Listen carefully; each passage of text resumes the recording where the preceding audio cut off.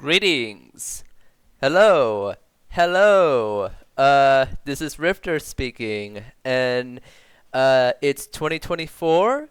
I have been feeling refreshed after all the chaos that has happened last year, and yeah, I'm happy to be back and actually get back to streaming for January. Hello, RQ. How's it going? I hope you're having a good time. Um, so today, I'm gonna be doing another reading stream, and last year, greeting singular. Last year, uh, I was reading a bunch of like bad stories, like bad creepypastas, bad fan fiction, that kind of thing. But for a change of pace, I want to actually read a good story. At least I think it'll be a good story. Um, RQ said, just working on the revamp of my channel. How about you? I'm doing good. Right now, I just got done doing a commission for a buddy. I won't share what it is until they show it off. But yeah, I got that done today, and uh, I don't know. I just kind of want to relax and read for a bit. Let me go to my stream screen real quick. Hello. All right. So, the story that I'm gonna be reading today, is called Paper Mario: The Temple of the Sun, by that one little guy.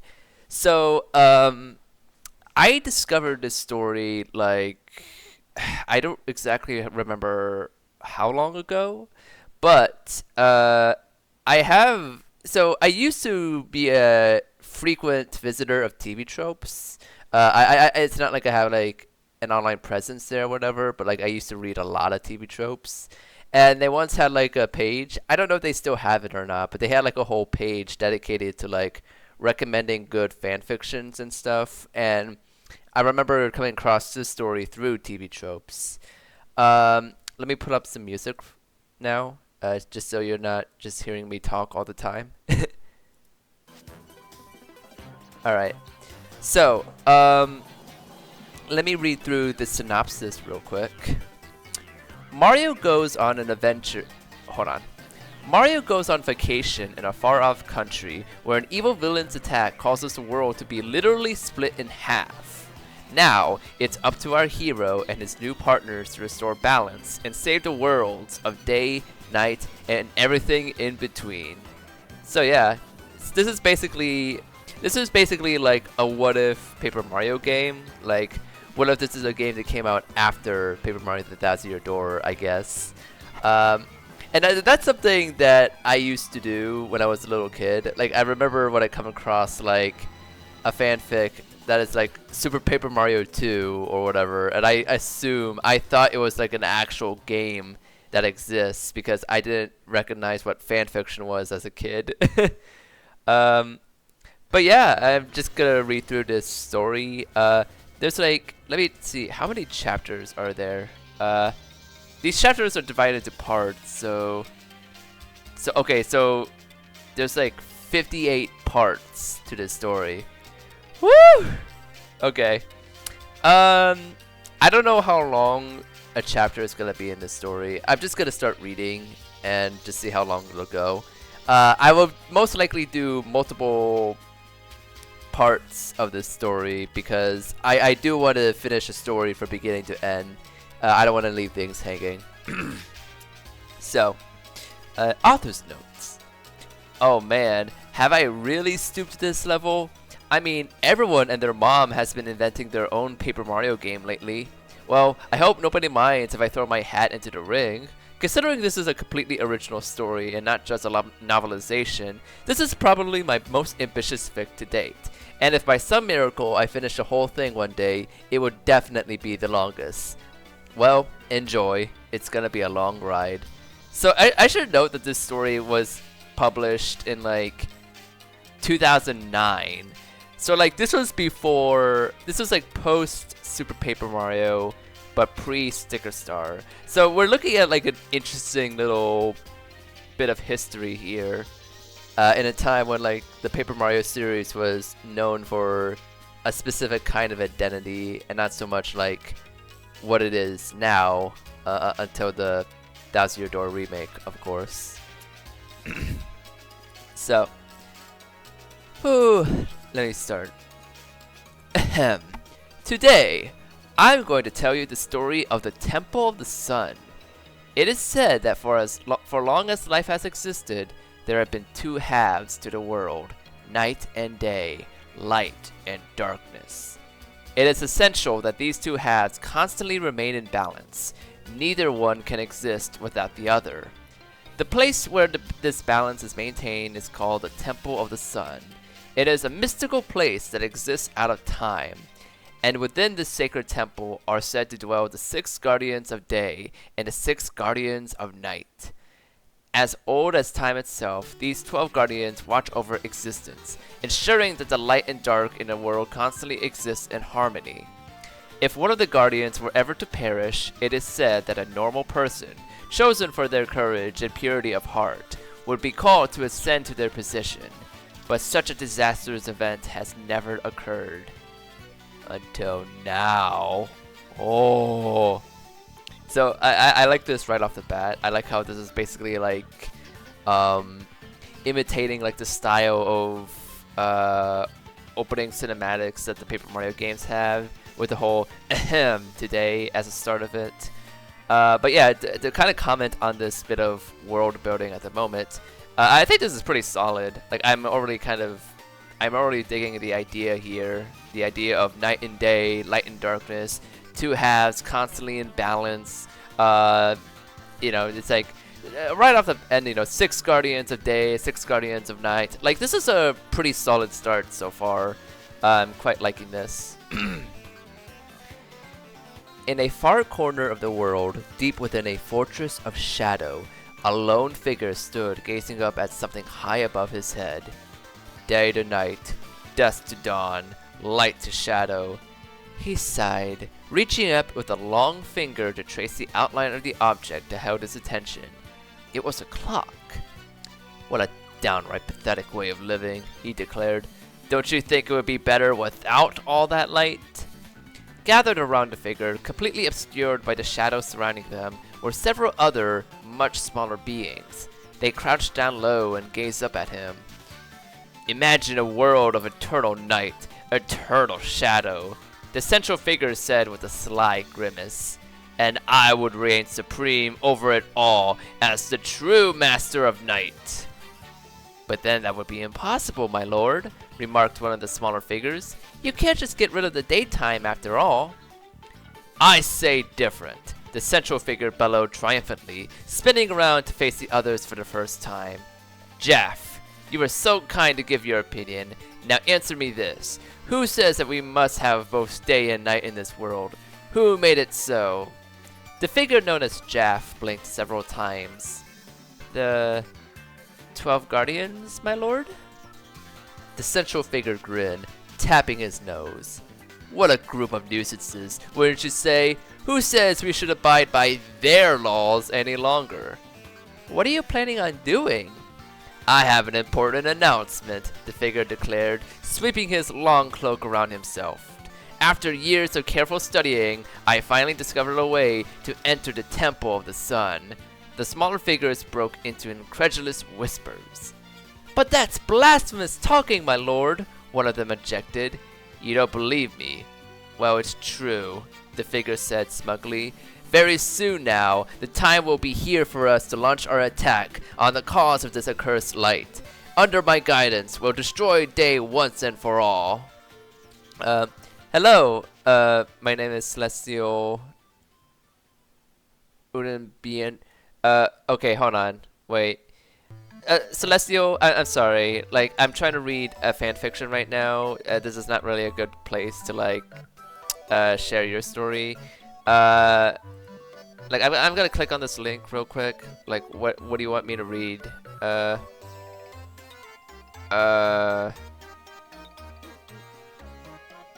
Oh, okay, hold on. what is this story? uh. Yeah, I'm sorry. I'm trying to read this story. I'm trying to read this fan fiction right now. Anyway, where was I at? The figures. Okay, but that's blasphemous talking, my lord. One of them objected. You don't believe me? Well, it's true. The figure said smugly. Very soon now, the time will be here for us to launch our attack on the cause of this accursed light. Under my guidance, we'll destroy Day once and for all. The others stared at each other, unsure whether to be nervous or thrilled. No one's ever tried this before, my lord. How do you know it's safe? Asked Jaff. Don't worry about that, Jaff. It won't be safe. Not for those who oppose me anyway. When I'm through here, we shall live in a perfect world. A world of only darkness. The figure laughed sinisterly. And with those guardians out of the picture, no one will stop me from being the true and rightful ruler. He glared up at the ever-ticking clock still suspended above his head. With a wicked smile, he opened his right hand with a flickering ball of pure dark energy suddenly appeared inside it. This world is about to be under new management, he declared, courtesy of me, the great King Shroud. Without warning, he launched a ball of energy directly at the clock. An enormous crack appeared directly down its middle before it exploded into particles of light, vanishing from sight. The figure threw back his head and laughed cruelly, fearlessly, while the smaller ones around him began jumping up and down and chattering wildly. The discordant voices echoed ceaselessly throughout the fortress of darkness.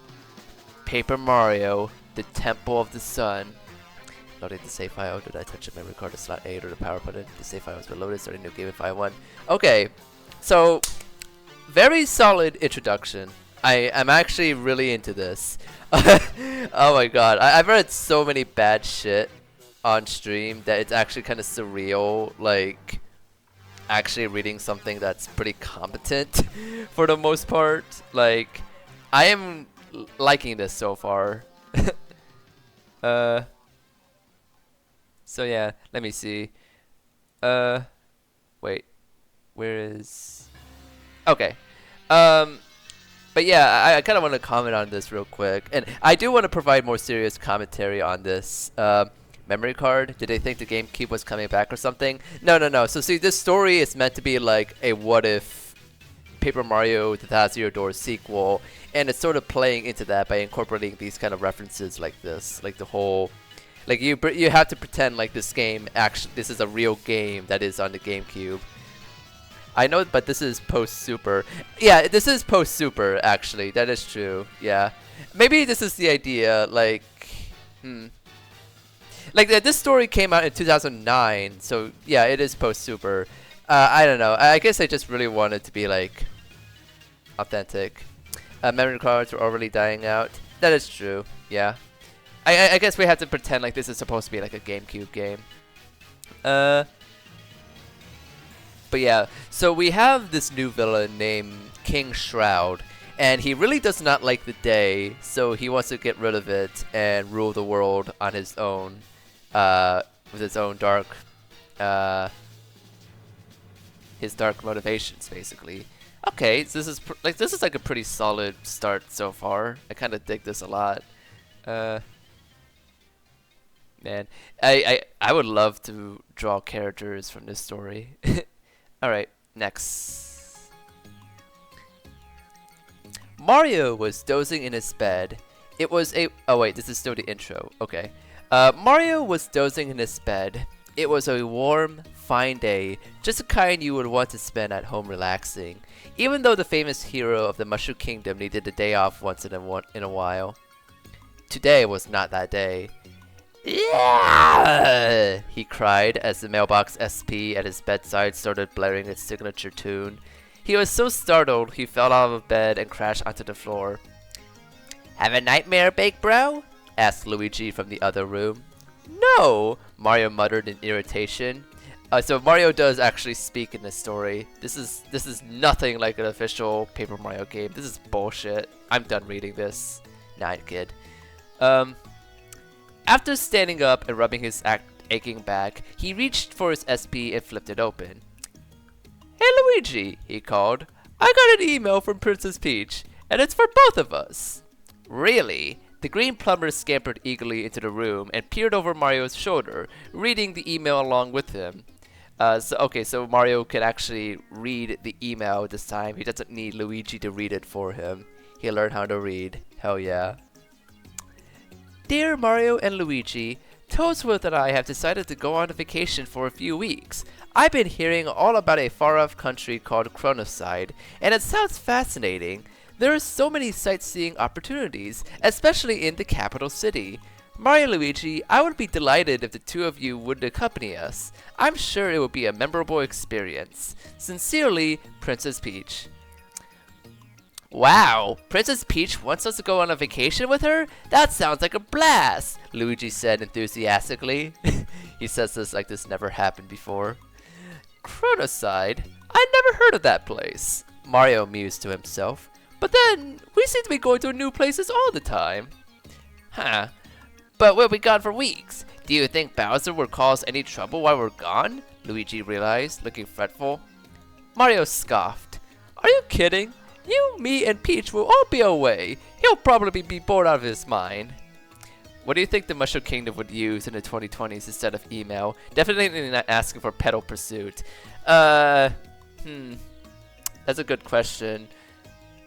Instead of email, like, oh man, you know, they would probably be using, like, I don't know, whatever is like the equivalent of Discord, I guess. Like, imagine like a proper successor to TTYD that followed up on the email thing with like social media sites. God, what would Mushroom Kingdom Twitter be called exactly? Like, I'm trying to think. Imagine if they use Facebook Messenger. Yeah. Luigi brightened up. "Then I say we'll do it, bro," he cheered. "But hey, did the princess say when she's leaving?" Mario glanced back at the email. P.S. I'll be leaving today at 3. If you want to go, please meet me at the castle before then. At 3? Luigi, what time is it now? Luigi looked up at the clock and blanched. 2:45? Oh, damn. Oh my god, you know, it's kind of funny actually because I decided to start streaming at 3 o'clock p.m. But like I had to go shopping and that was like the store I had to drive to was like an hour-long drive. So that by the time that I come back here, it was somewhere around 2:45 or 2:50. So that's what a funny coincidence. So right off the bat, like I quite like how this is set up, where it basically established that yes, Mario will be a speaking protagonist. He's not gonna be completely silent throughout the whole thing, which I figured that makes sense for like an actual written piece of work. It's not a video game, but that does got me thinking, like, how hard would it be to actually write this kind of story where Mario is actually mute? Like, that would be kind of like an interesting writing challenge of itself, you know? Alright. After very quickly packing at least 2 weeks of clothing, the brothers raced out the door and over to the castle as fast as they possibly could. "Oh, Mario and Luigi, you came after all!" Peach cried joyfully. She and Toadsworth were already standing in front of the pink plane that had carried them to Al Delfino and the Bean Bean Kingdom. Oh damn, deep cut references. Peach, Mario wheezed as he and Luigi stood panting and leaning against each other. "I think next time you should prepare a little longer before leaving on vacation." Before long, the four of them had climbed into the plane, which took off into the sky. Mario gazed out the window as the plane circled higher and higher above Peach's castle, the Mushroom Kingdom growing smaller and smaller beneath them before they finally ascended above the clouds. God, I said this already, but like after reading like a bunch of bad stories, even something as simple as this, it's just like, it's like, wow, there's like actual writing, actually solid writing here. The flight lasted several hours, and Peach spent most of the time gushing about all the places she wanted to visit in Chronoside. Mario had no idea how long it had taken Peach to decide to travel there, but somehow she had already planned out the entire trip. And on Wednesday, we need to go to this world-famous beach resort I've heard so much about. They say the hotels there are the greatest thing. They'll even put the castles to shame. Then, if we have the time left, we need to go mountain climbing. They say there are some wonderful, quaint little villages about the mountains, and everyone gets their picture taken there. Sounds like we're in for quite a trip, eh, bro? Luigi muttered to Mario. Well, it'll be a nice break from all the times you saved the world, huh? Mario sighed and covered his face in his hands. Luigi, don't ever say that. You jinx it. Luigi frowned sheepishly. Oh, sorry. Mario eventually dozed off as he half listened to Peach ramble on about all the places she had to visit. He thought he heard something about a circus. Before long, though, he found himself being shaken violently awake. Mario! Oh, Mario, we're here! Look out the window! Cried Peach. Rubbing his eyes, Mario leaned over and gazed out the window at the landscape beneath them as the plane began to descend. We're in Chronoside! Finally! Peach cheered, clapping her hands. And look! There's the capital city! Saluna Town!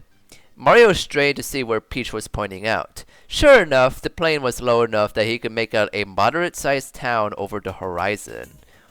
Doesn't look big enough to be the capital, Luigi remarked. Mario had to agree. It wasn't much bigger than Toad Town. Oh, but it's so full of historical importance, Peach gushed out, having a hard time containing her excitement.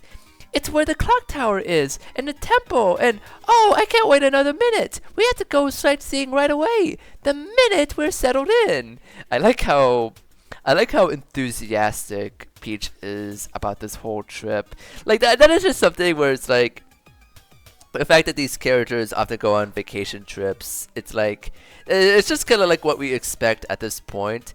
But I do kind of like the fact that Peach is especially enthusiastic about this location spot for some reason. Peach, of course, was true to her word. No sooner had the plane landed in Saluna Town, their destination, than the princess hurried everyone off as fast as they could, looking more and more agitated with every minute they lost.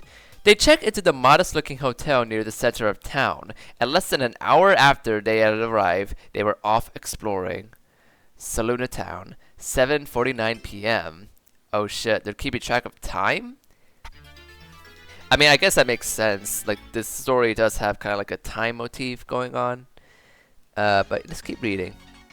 Also, how long is this chapter? Holy shit, this is actually like really long. Okay. My word, princess! Slow down, would you? Toadsworth gasped as he struggled to keep up with the three others. We'll have plenty of time for sightseeing during this vacation. We don't need to see it all right now. Oh, but I want to, Peach laughed. This place is just so fascinating. Don't you agree, Mario? Mario had to admit, Saluna Town was quite a bit different from the other towns he's been to before. The streets were cobblestone, and the buildings were largely brick and clay.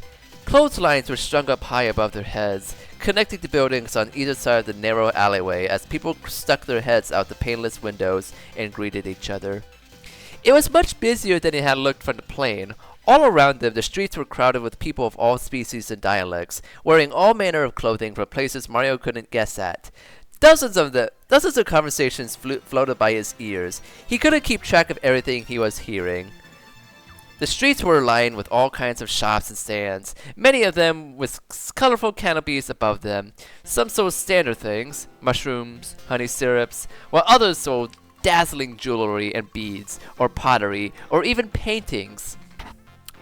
What really drew Mario's attention, though, were the murals.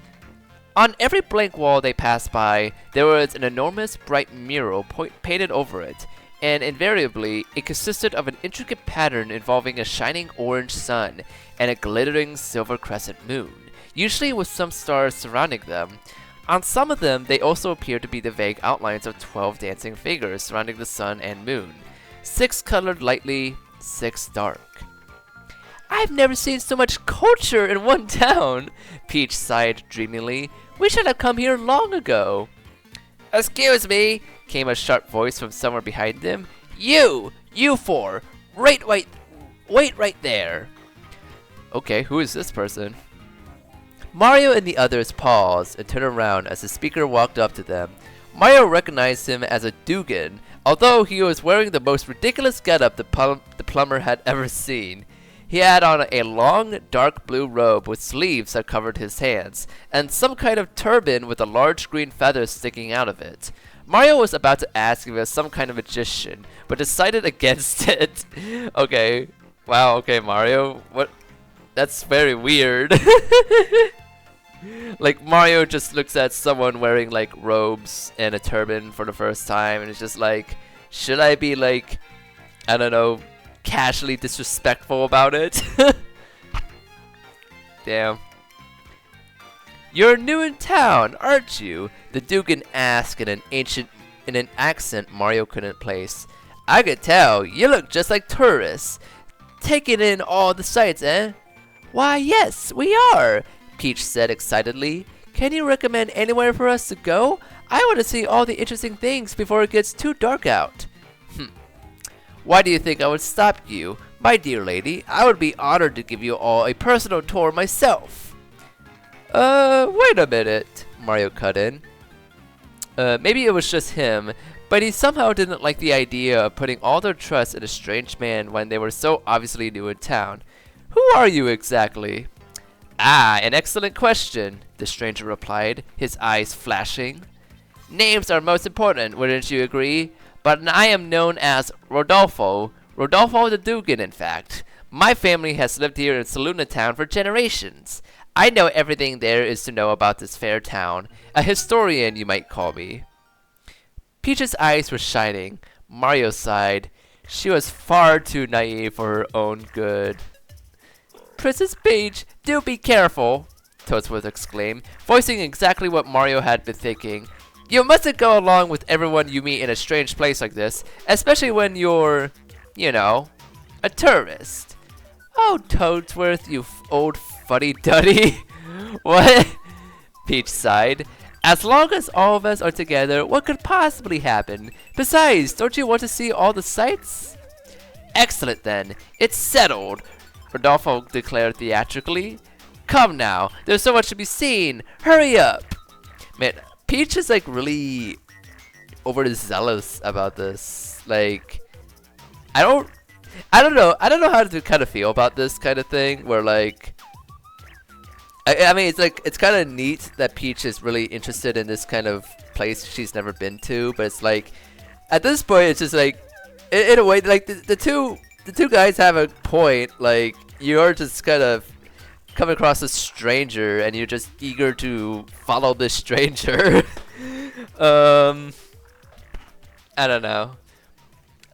Wait, Mario began, but Peach was already scrambling after the eccentric Dugan, with Toadsworth frantically trying to keep pace. We better go with her, bro, said Luigi. Why don't you? We sure don't want her getting lost in a place like this, do we? No, we don't, Mario grumbled, reluctantly trudging along after them. The very last thing he needed in a strange town like this was Peach getting kidnapped again. Haha. Fortunately, it seemed Rodolfo had no such intentions. Rather, he showed them around and pointed out all the historic buildings, the famous murals, and all the places to find a good spicy soup. Peach was absolutely thrilled, and even Luigi was starting to show interest. You know, the Green Plumber observed after a while as they passed yet another sun and roof motif, your guys' artwork seemed to have a theme going. Rodolfo flashed him a smile. Very observant you are, he said.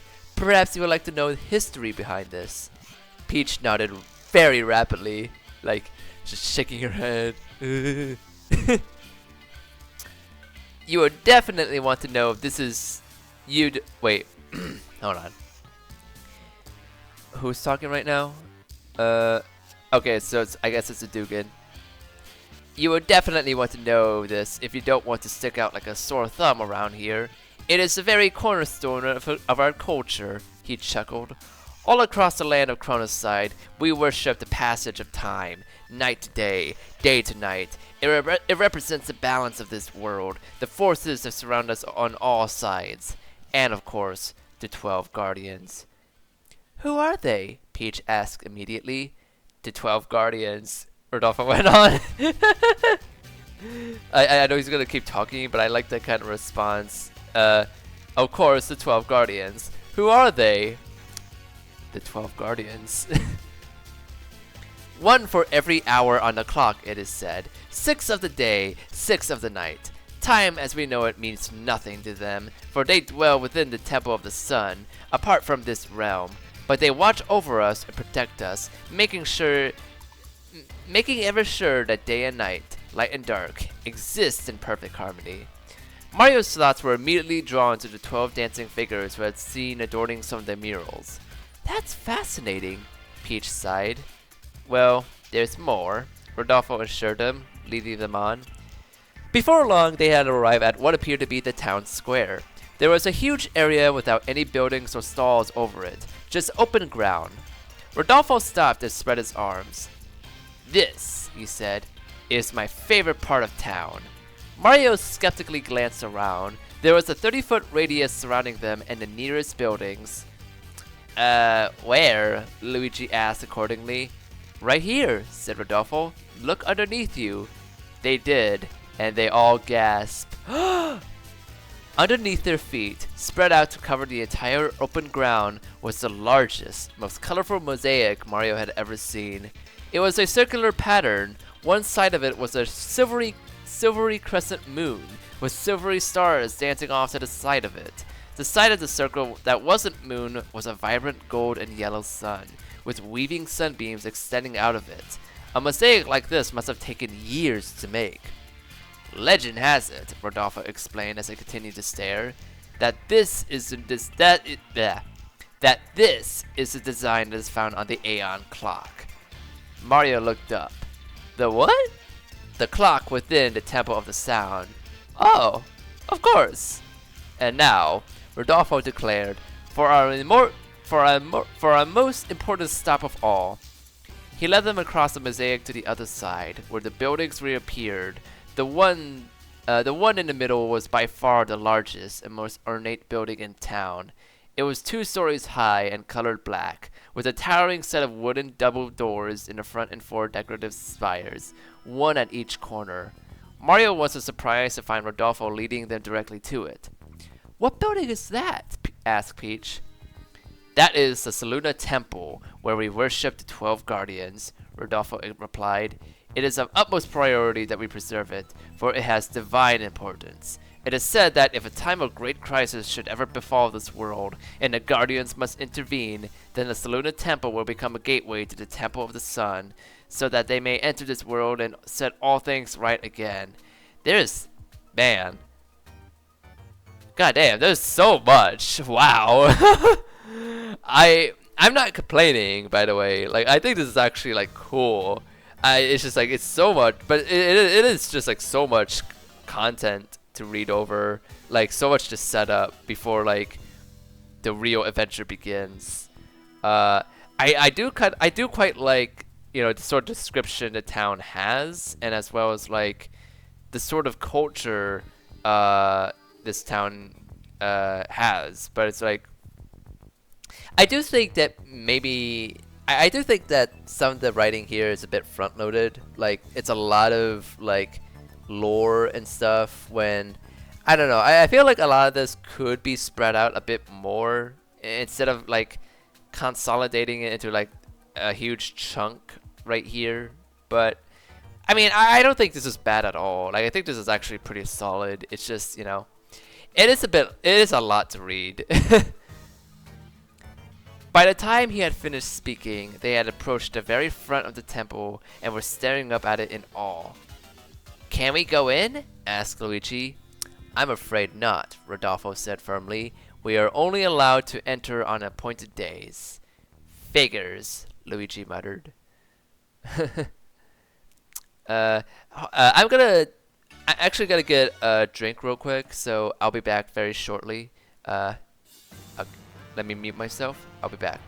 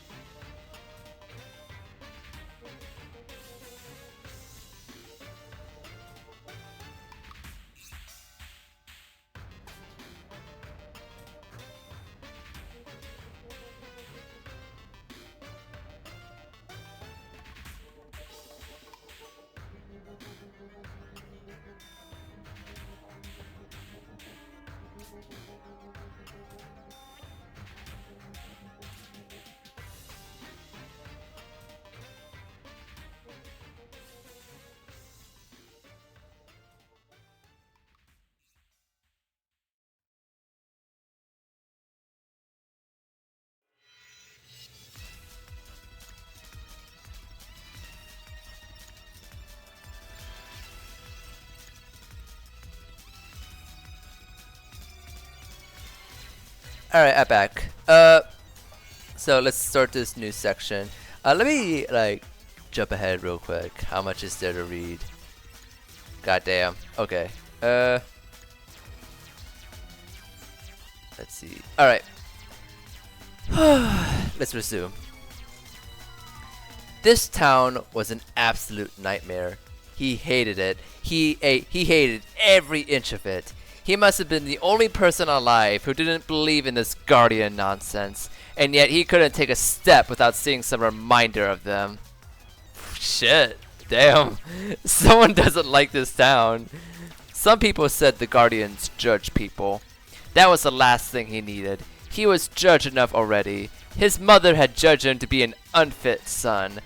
That was why he left home all those years ago, of course. The police judge him every single day. A juvenile delinquent. That was what they called him. Something that was unfit to be seen in the fair town of Selûne. The other thugs who hang around the streets at night judge him non-stop. That they thought he was nothing because he was just a kid. The only judgment he cared about was his own, and he judged himself to be just a guy who did what he had to do to get by. He trudged across the mosaic, not paying attention to the other passerby unconsciously swerving away from him. Please. Like he bothered to rob them out in the open like this. His eyes were in desperate need of a break from all the gold and silver, and as the Selûne temple passed by in the distance, they found one, in the unexpected form of two blobs of red and green. He skidded to a stop and looked over. It was two weird-looking guys in overalls, gawking up at the Selûne temple like the rest of the idiots in this town. These guys had tourists written all over them. What losers. Well, they looked like rich losers anyway. Rich, dumb losers.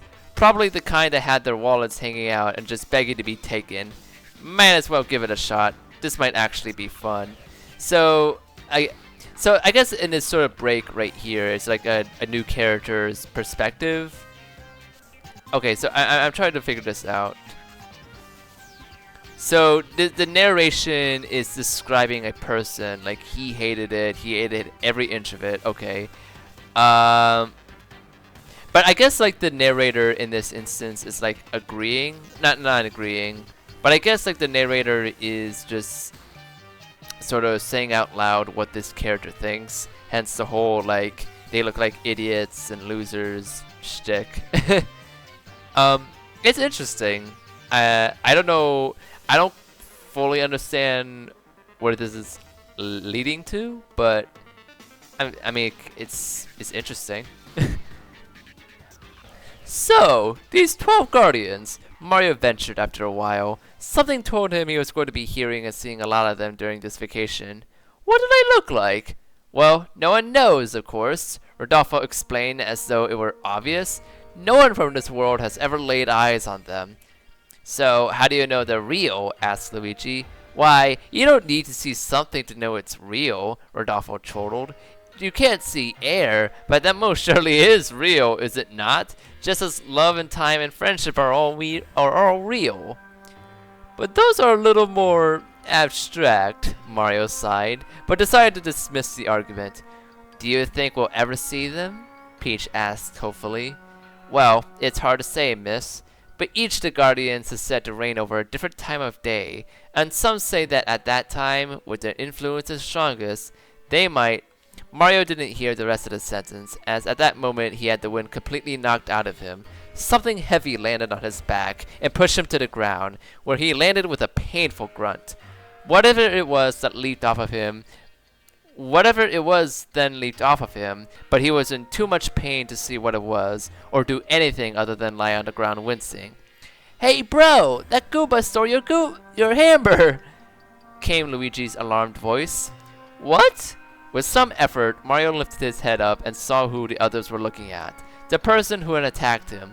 It was indeed a Goomba, but one of the strangest looking ones Mario had ever seen. He looked to be a young, only 16 or so. How do you tell Goomba's age?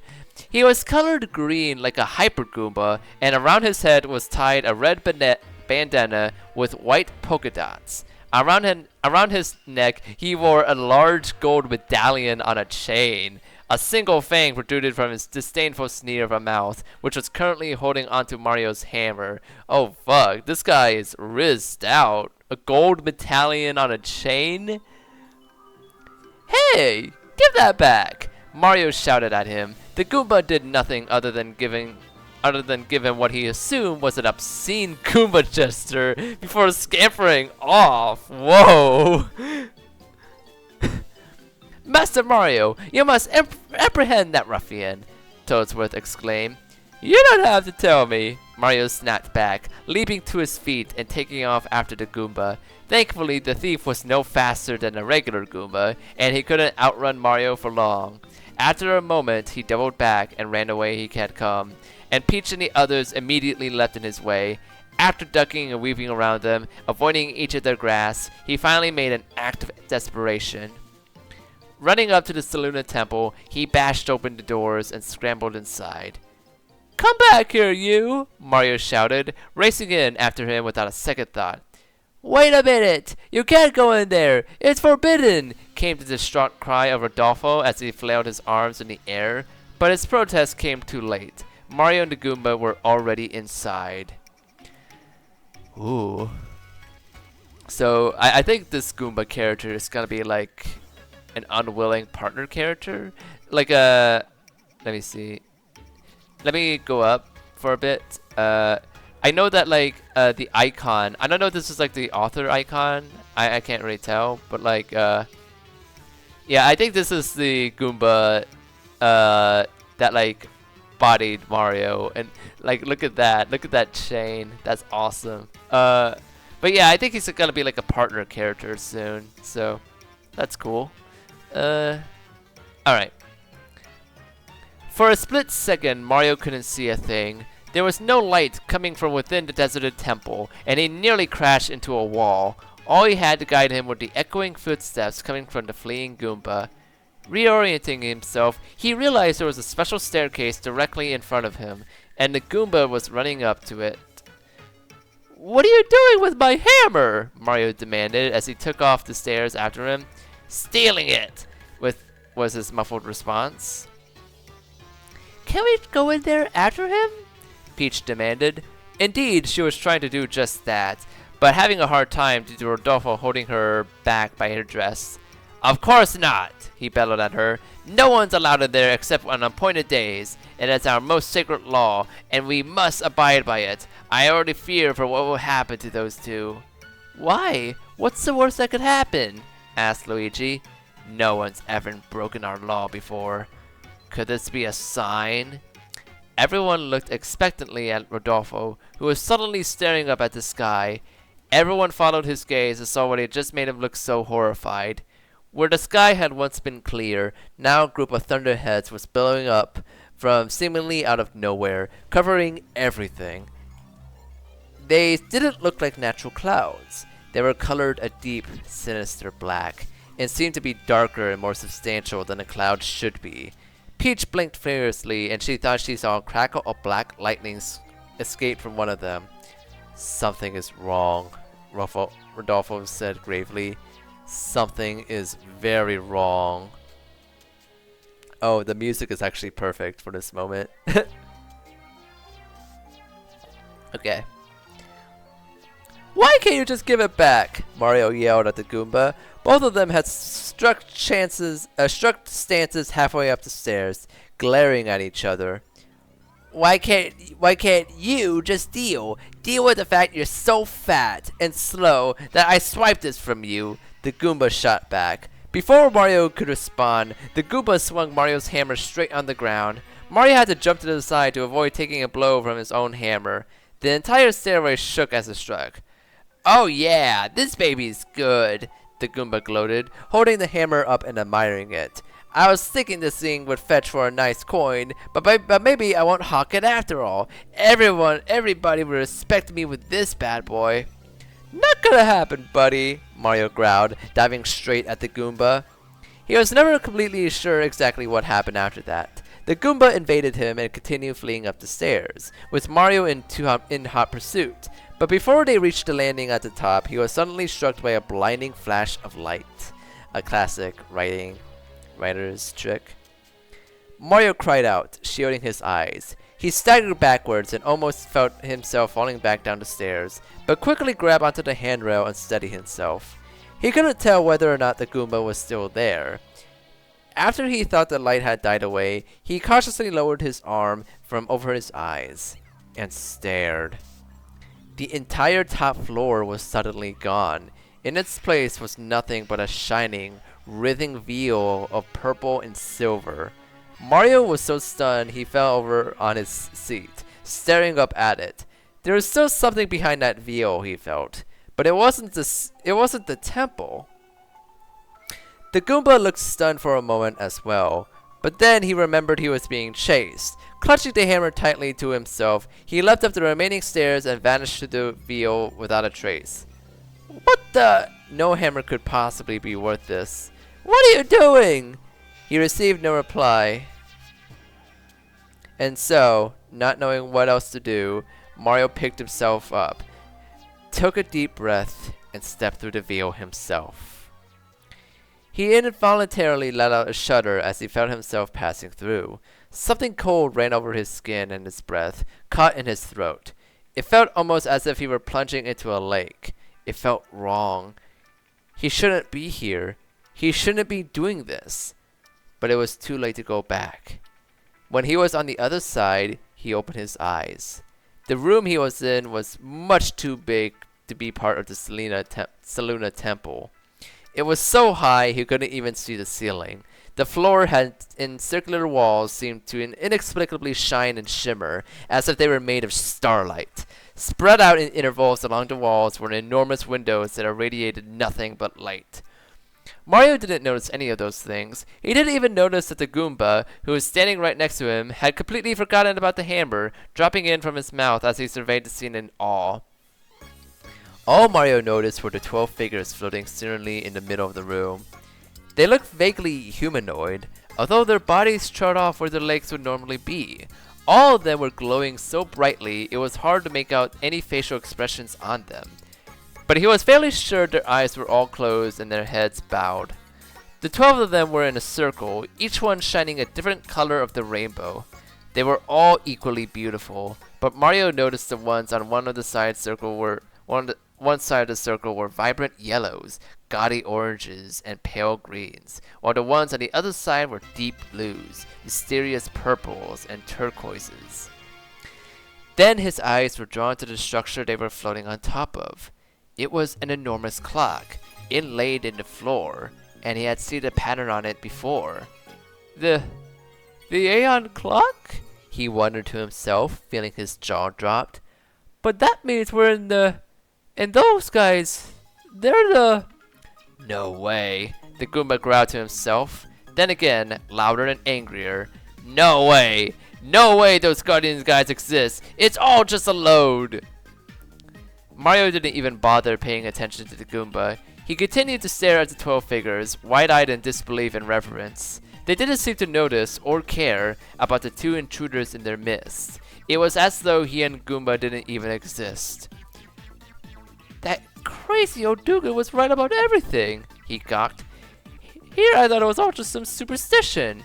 But wait a minute, how did I even get here? I was just at the Selûne Temple and then... What had Rodolfo said about this? If a time of great crisis should ever befall this world, then the Selûne Temple will become a gateway from the Temple of the Sun. Crisis, he wondered to himself. That can't be good. And before he could think any further, the crisis came. That's funny. Came a low voice from seemingly out of nowhere. Mario whipped around in surprise as a plume of suffocating black smoke suddenly came rising up from another corner of the room. He and the Goomba instinctively backed away as the area around the smoke began to distort, as though reality itself were being warped. Hoo hoo ha ha ha! The laugh suddenly became louder as a tall figure stepped out from the smoke, sweeping it away from with his arms. Who is that? Mario gasped. The figure had dark blue skin covered in intricate black patterns, though most of it was covered in a fancy green suit. Underneath a shining silver band he wore on his head, he had an enormous amount of bushy black hair that covered most of his face and completely obscured his eyes. A long flowing cape, so pitch black it seemed to absorb the very light around it, rested over his shoulders. Now I'm just trying to imagine, like, I'm trying to envision what this character looks like in my head with these descriptions. Because this doesn't seem like this character is based on a pre-existing Mario species. It just seems to be like an entirely new character design.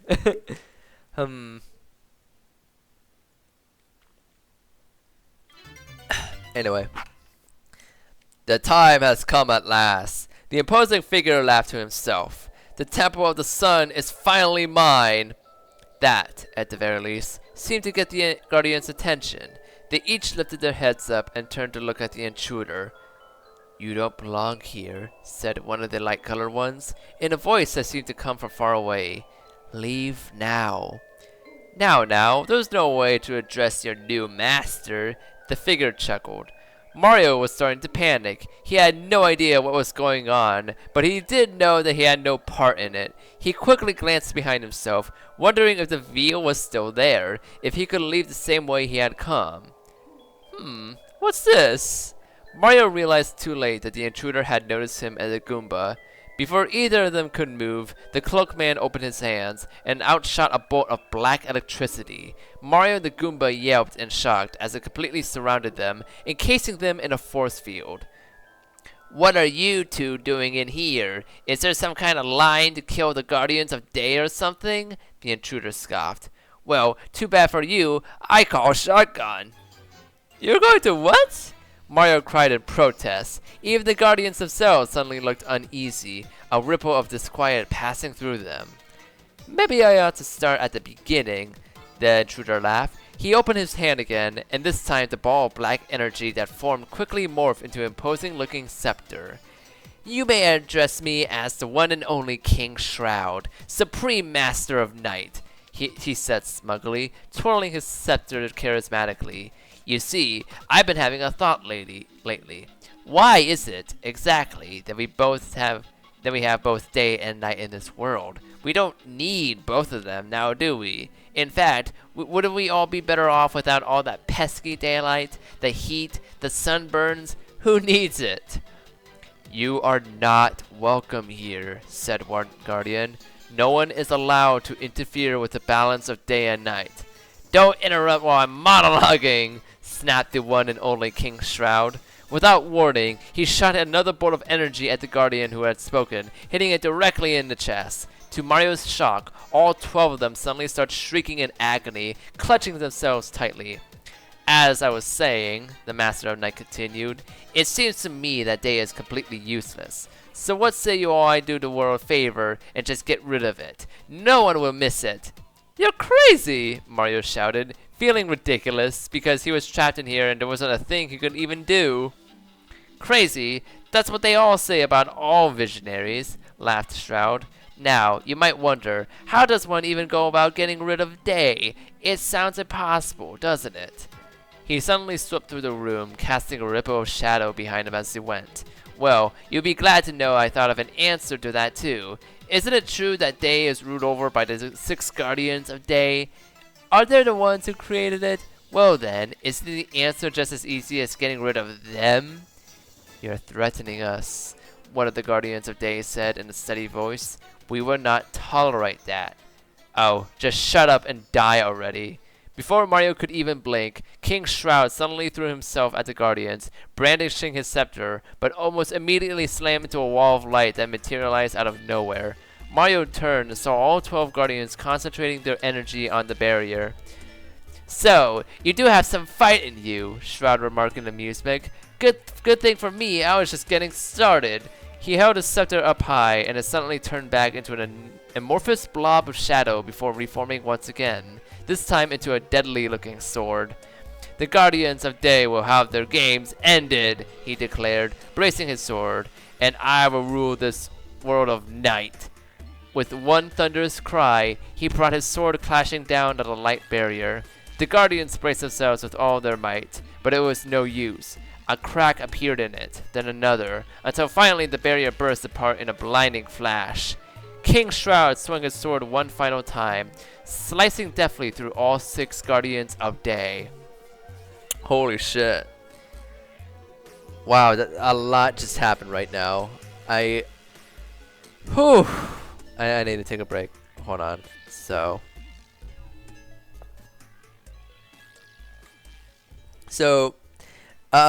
this Goomba stole Mario's hammer, and they both got themselves inside the temple that leads into the area with the 12 guardians. And then King Shroud makes an appearance and declares his goal of destroying Day. And then I guess at the end, King Shroud just kills all 6 Guardians of Day in a single swing of his sword. God damn. Like, so much has just happened in this one chapter alone. Damn. Ah! Peach cried out as a horrific pain suddenly laced through her body. Every inch of her cried out in agony. She vainly tried to steady herself, but instead fell simply to her knees, hugging herself and sobbing. It felt like she was being torn in half. Oh my god. She heard a chorus of cries similar to her own. She was vaguely aware that Luigi, Toadsworth, Rodolfo, everyone in Saluna Town was suddenly screaming in pain and collapsing all around her.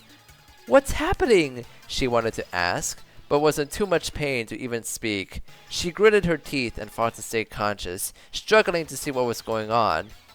At first, she thought her tears of pain were blurring her vision, but no. What she was seeing was real. All around her, the buildings, the people, the very sky seemed to be warping. They were swelling, bulging, shrinking, twisting. Her friends were all curled up on the ground, unable to even see what was happening around them. In utter horror, Peach looked down at her hands. There were too many of them. She was seeing in double vision. It was as though 2 pictures of the world, superposed on top of each other, were suddenly sliding back and forth, struggling to stay together but coming apart, like a television going out of focus. Interesting little simile there. Yeah, shit's fucked right now. Damn. The Guardians of Day existed for less than a second after the sword sliced through them. For one awful instant they screamed, their forms bulging in seeping light, and then they exploded, scattering into tiny particles that flickered for a moment, and then faded from sight, disappearing forever. Hi, too many hands? What mushroom did Peach ate? I don't think Peach ate any mushrooms before going on vacation. So hello Zeta, how you doing? I'm currently reading a Paper Mario fanfic called Paper Mario: The Temple of the Sun. I'm only in like the 2nd chapter of this story, and already a lot has just happened. I'm gonna finish this section of the story and then just kind of recap what just happened. Hello May, how's it going? Yeah, I just told Zeta this, but I am reading a Paper Mario fanfic called The Temple of the Sun, and so far it's really interesting. Let me see. The Guardians of Night shrieked in pain, in sorrow, in the utter wrongness of it all, curling up and sinking to the ground, completely powerless. Hope you're all doing good. I'm doing great. I just got back from shopping today, and the store I had to go there was like an hour-long drive, so yeah, it took up a lot of my day, and I was worried that I would be late streaming this, but fortunately, you know, I got here just in time. But yeah. Thank you for the avatar, by the way. It was set up for my next stream. Yeah, no problem. I'm very happy that you like it. It was really fun drawing your character. And you know, when you do eventually showcase your avatar, I will be posting the images by themselves, if that's cool with you. Unless, you know, you don't mind if I post them now. Let me see. Yeah, it looks great. Yeah, so you saw it too. Awesome. Mario and the Goomba were in a similar condition. They were both suddenly overcome by a physical and mental pain so terrible it had to be felt to be understood. They both fell to the ground as their vision grew cloudy and everything began to fade from their minds, hardly even aware that they were screaming.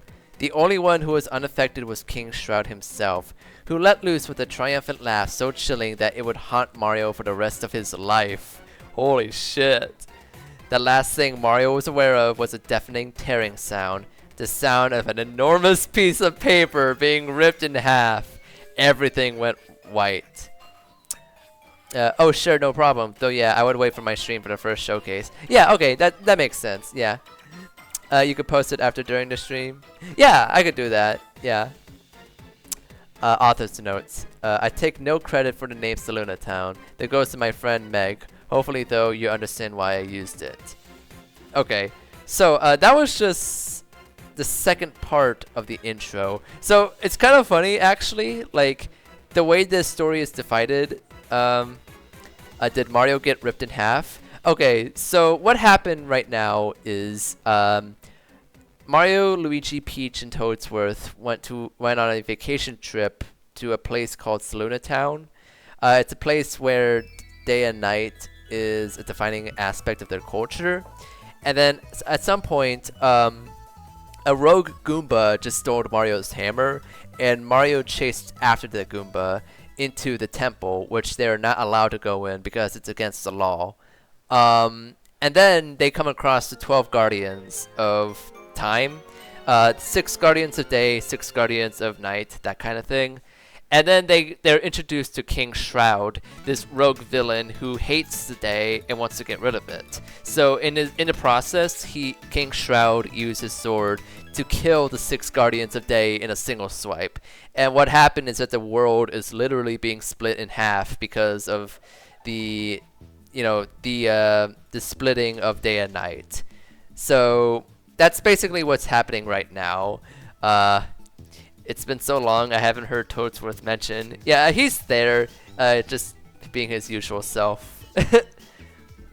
But yeah, like a lot has happened so far in this story, and what's kind of funny is that like this story is sort of written in a way where you kind of pretend like this is an actual GameCube game. There are 8 chapters in the story, but each chapter is sort of divided into parts. And what I just read was only the second part of the intro. There is both 2 intro chapters to this story and also 2 prologue chapters. So I guess what I have to assume here is that this intro stuff is basically like what you see if you boot up the game for the first time and you get to witness all this stuff. And this is before the prologue proper. So there's a lot of really crazy shit in this story, and I honestly really like it. I was gonna say that sounds a lot like a real Paper Mario game intro. Yeah. But yeah, there's like so much on this chapter alone. Like, goddamn. But yeah, now let's move on to the prologue proper. The prologue part 1. And I need a drink of water. Ugh. Bam! Title screen. Press start.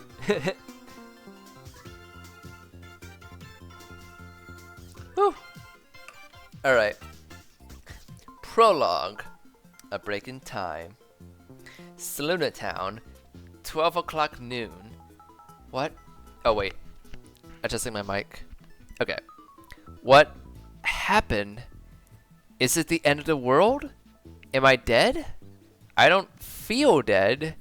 Mario had no idea how long he had been out or where he was. He was too afraid to open his eyes. Those Guardians, they're really dead, aren't they? And those other ones. Oh no! What happened to Peach and Luigi? I have to find them.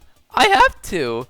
And if you weren't there, Mario actually does speak throughout this entire fanfic. So you get to hear my brilliant Mario impression.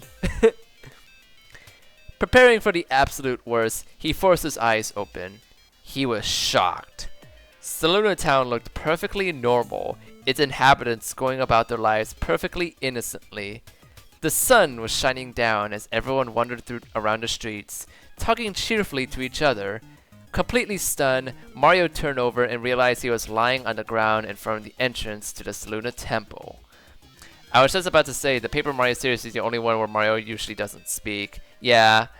Uh, it is kind of funny how like I think like Mario does have like tiny voice clips in TTYD and I think Super Paper Mario, but then starting with Sticker Star, he's just completely mute. So, it's kind of interesting that this fanfic takes the completely opposite direction here. And like I said, like this fanfic was post Super Paper Mario, pre Sticker Star. The story was published in 2009. So this is like an interesting relic of a Paper Mario story when, the modern series wasn't really like an equation at this point. Let's see. I mean, other characters do hear him talk, so let's have him talk here. That is true, yeah. What am I doing out here? He wondered. How long have I been here? And why hasn't anyone noticed me? He looked up at the clock tower and saw that it read exactly 12 noon. What the? It's noon already? It was just after 8 when I went in the temple. It's been almost a day. Luigi, Peach, where are you? He called, looking around for them, but the others were nowhere to be seen. He was alone. Finally, he turned back toward the temple and saw someone he recognized. His eyes narrowed. You! Uh-oh, muttered the Goomba, still with the hammer in his mouth. And just a reminder, the Goomba looks like this. Like this Goomba has like a red bandana and like a gold chain around his neck. This Goomba is so fucking badass. Let me see.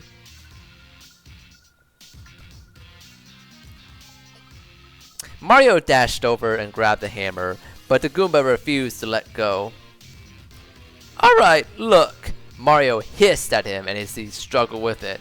I have no idea what's going on here, but I do know that we both just saw those 6 Guardians get killed. This has just gotten way bigger than a stupid hammer, so why don't you just give it back? As he spoke the last word, he thrust backward and finally pulled the hammer out of the Goomba's mouth, sending him staggering backwards. Ha! Finally! Mario sighed, stroking his hammer in relief. Oh. Paper NPCs, always wearing the best drip. Yeah. His swag too different. Screw you, the Goomba spat. I'll fight you for it, you fat hog. You gotta be kidding me, Mario groaned, but the Goomba meant business. Seeing no alternative, Mario entered the battle. First battle tutorial. Thankfully, no matter how angry or violent this Goomba was, a bit of a typo there, he wasn't any stronger than normal. He started off by running up to Mario and head-bonking him, which shook him up but didn't damage him too badly. Mario followed up with a jump attack of his own. That alone would have been enough to finish off a regular Goomba, but this one didn't appear phased.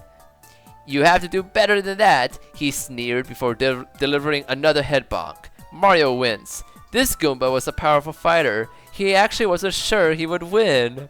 Oh damn. The two of them continued trading blows until they were both struggling to stand. Mario noticed that a crowd had begun to form around them as they fought. Some people were watching in horror, while a few more immature members were egging the fighters on. Time to end this, Mario muttered. Deciding to give the Goomba a taste of karma, he ran up and delivered the finishing blow by whacking him squarely on the head with his hammer. The Goomba groaned and toppled over, finally defeated. Several members of the crowd started cheering as Mario sighed to himself. Now don't ever bother me again, he warned the Goomba. I have more important things to deal with. Suddenly, the crowd began to part as 2 angry-looking toads pushed their way to the front. Both of them were wearing policemen uniforms. Oh no. A-tab. Mario saw them and blanched. Blanched? What does that mean? Uh-oh, I'm in trouble. That wasn't exactly self-defense. Okay. Much to his okay. Much to his surprise, though, the Toad policeman ignored him completely, instead walking straight over to the Goomba. You again? The first one demanded, hauling the Goomba to his feet. Don't you ever stop causing trouble around here. Now you're picking fights in the middle of the street. The Goomba replied by spitting in the Toad's face. The second policeman walked up to Mario. I must apologize, Mr. Mario. This Goomba has been wreaking havoc around here for months now. This isn't his first run-in with the law. I must thank you for subduing him for us. Oh, no problem. So, first is spelled with a U instead of an I? Is that like a mistake, or is that just like an accent thing? However, I must still ask you to come down to the station with us, the police went on. We need an eyewitness account on what this fellow has just done. Oh, fine, Mario sighed resignedly. Maybe these guys could at least help him find Luigi and Peach. Sometime later, Mario found himself sitting in an uncomfortable plastic chair in the front room of the police station. He could hear the policeman interrogating the Goomba from an adjacent room. The young Goomba's voice rang out loud and clear, and Mario was shocked at some of the words he blurted out. Wow.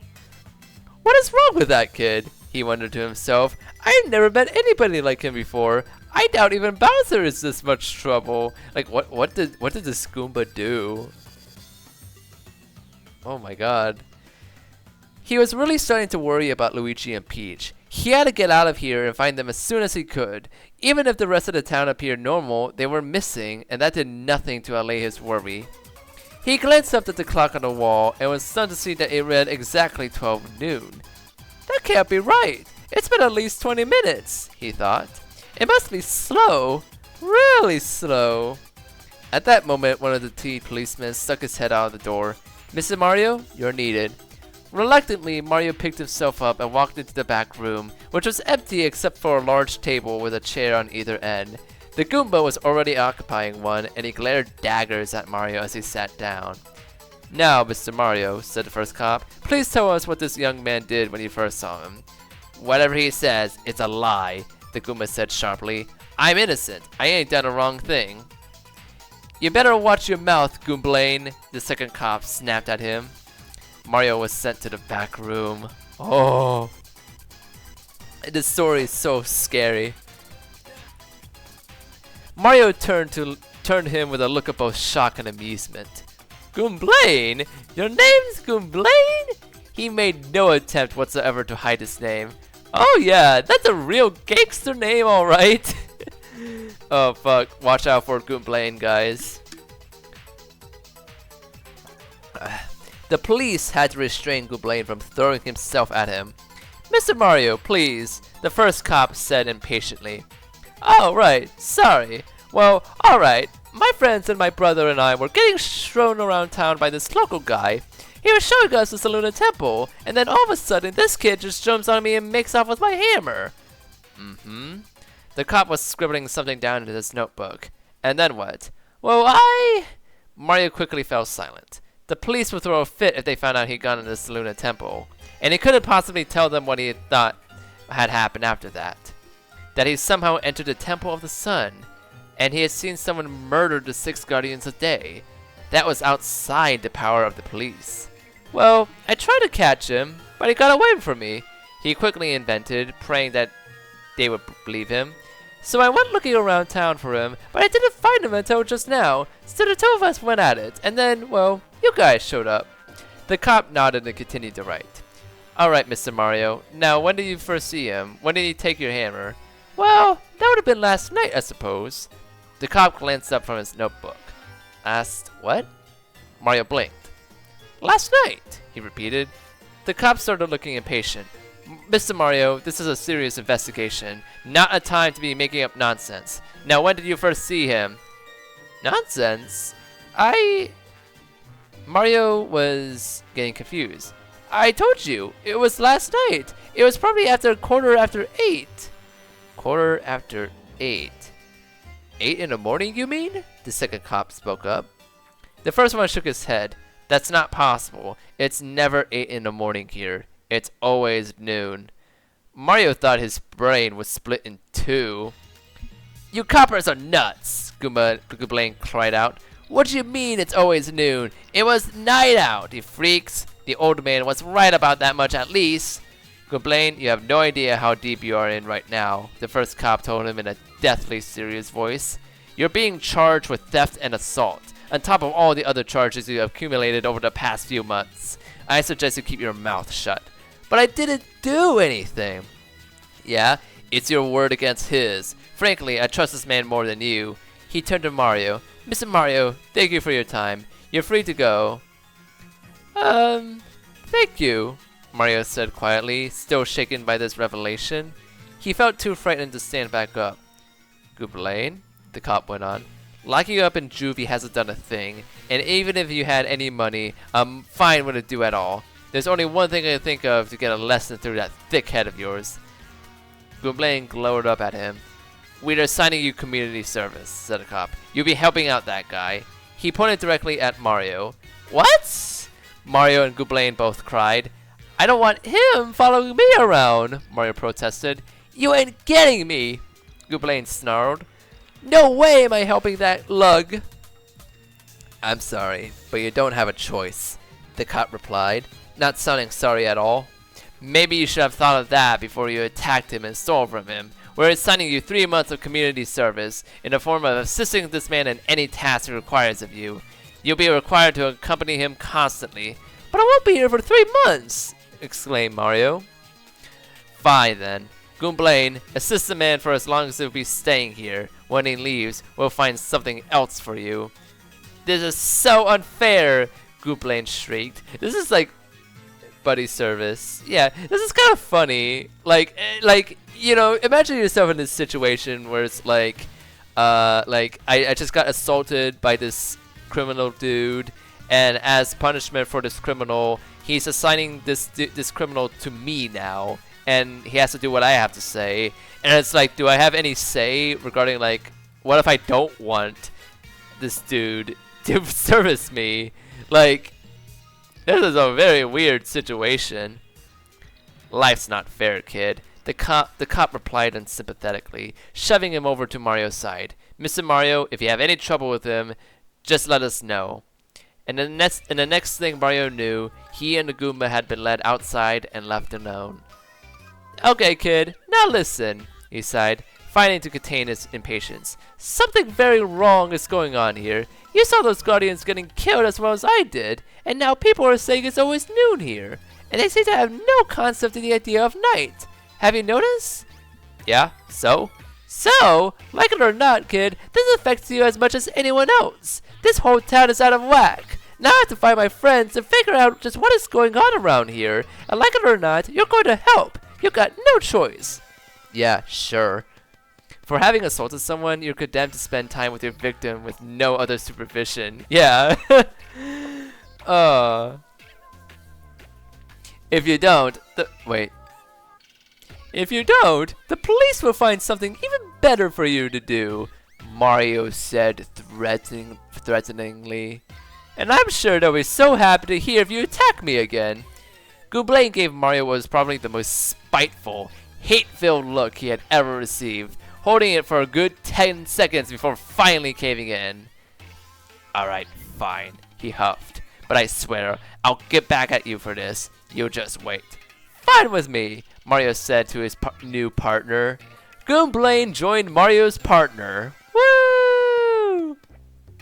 Hey, at least that's a good spin on the buddy system. Yeah, I kind of like this idea of like a partner character that just doesn't like you. Like you're not doing it because they need your help. They're doing it because you're obligated to. Like, that's fun. I dig that. Gwynplaine is a tough street Goomba who is nearly impossible to keep under control. But when he chooses to cooperate, his knowledge of Seluna Town and the outside world will be invaluable to Mario on his quest.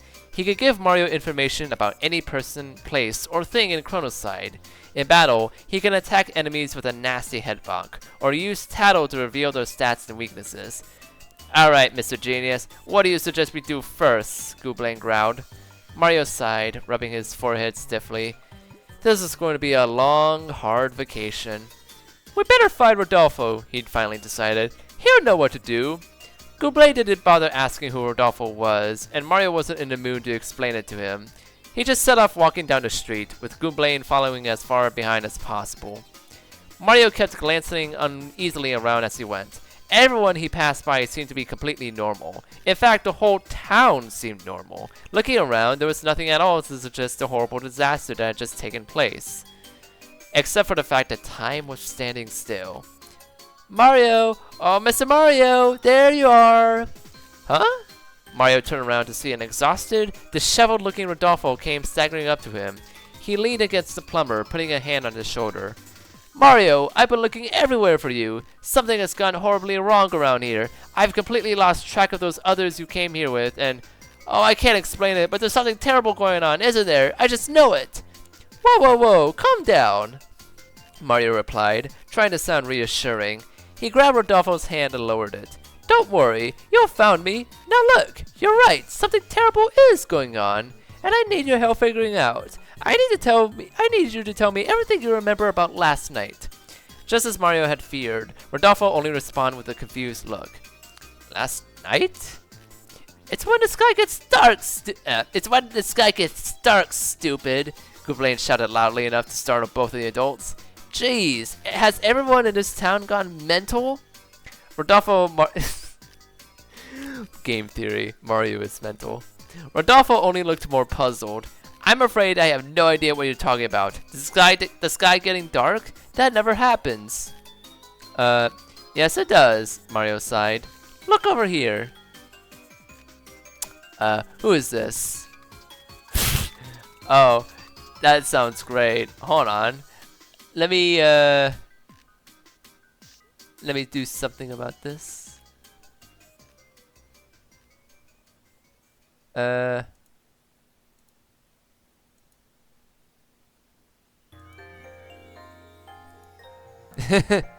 Yeah, no thank you, sorry, but thank you so much for offering, Mr. Tenacious Satby.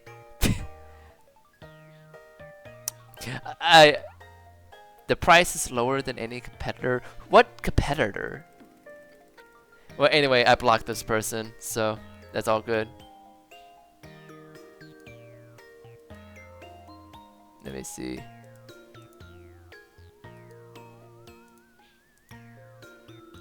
Okay. Well.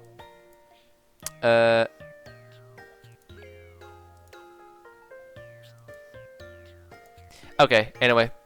They've been blocked. Oops. Back to the story. He guided Rodolfo over to one of the murals on a nearby wall. On one half was a brilliant orange and yellow and covered by a bright golden sun, while the other half was dark blue and covered by a silvery crescent moon surrounded by glittering stars. Mario pointed at the dark half. Do you remember that? Rodolfo stared carefully at it. I'm not sure, he muttered, looking like he was half remembering something he'd forgotten long ago. Well, listen. Up until today, it was like that for half of every day. The sun went down and the moon went up, and it was dark and you could see all the stars. Are you sure? That doesn't sound possible. Trust me, it is. But something's happened to make it so it's always the same time here. Always noon. And I know what it is. Rodolfo straightened up. Well, pray tell. Mario took a deep breath. This would not be pretty. I was in the Temple of the Sun, he said quickly, and I saw the 6 Guardians of Day. They were all killed. Rodolfo stared at him for one long, horrible moment, and then fainted on the spot. Oh.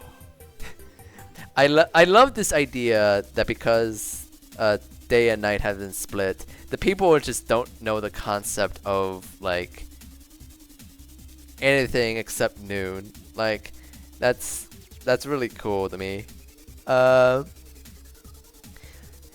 This is unthinkable. This is possibly, utterly unthinkable. It's the end of the world, I tell you. Surely we shall all perish. It was half an hour later. At least it would have been under normal circumstances.